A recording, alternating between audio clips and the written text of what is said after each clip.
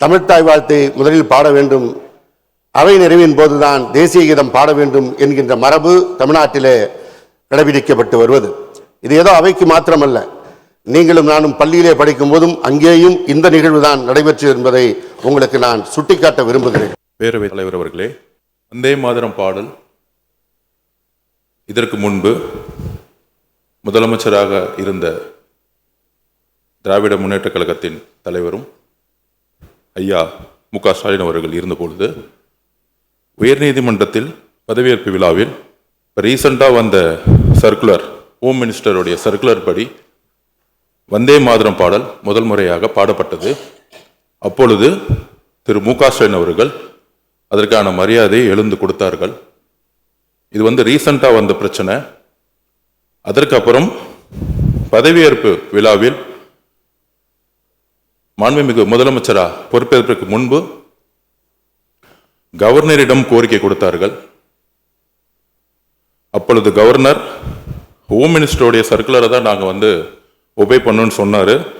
கிட்டத்தட்ட 5 நிமிடம் அப்பொழுதே தன்னுடைய கோரிக்கை வைத்தார் பதவியேற்பு விழாவுக்கு முன்பே.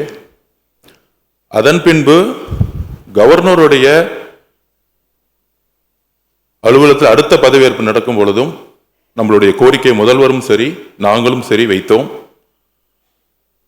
கவர்னருடைய கண்ட்ரோல் இருக்கக்கூடிய அவருடைய அவையில பதவியேற்கும் பொழுது மாநில அரசால எந்த விதமான முயற்சிகளை செய்ய முடியல.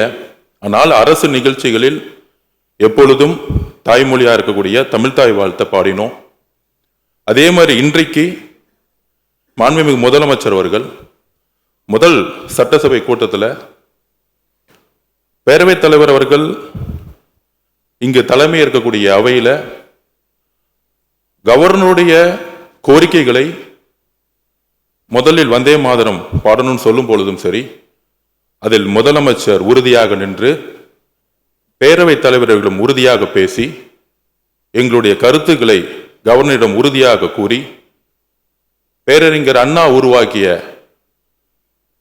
மாநில கொள்கையில் அந்த கொள்கையில் உறுதியாக இருந்து இன்றைக்கு 3-4 வருடங்களாக கவர்னர் முன்பு கவர்னரோட சண்டை போட்டு வெளிநடப்பு பண்றது ஒரு டிப்ளமசி கிடையாது. எந்த கவர்னர் புறக்கணிக்கப்பட்டாரோ அதே கவர்னர் முன்பு தமிழ்த்தாய் வாழ்த்து பாடப்பட்டது. இதுதான் தமிழ்நாட்டில் புதிய தலைமையின் எங்களுடைய முதலமைச்சருடைய மெசேஜ். நாங்கள் எப்பொழுதும் மாநில கொள்கையில் உறுதியாக இருப்போம்.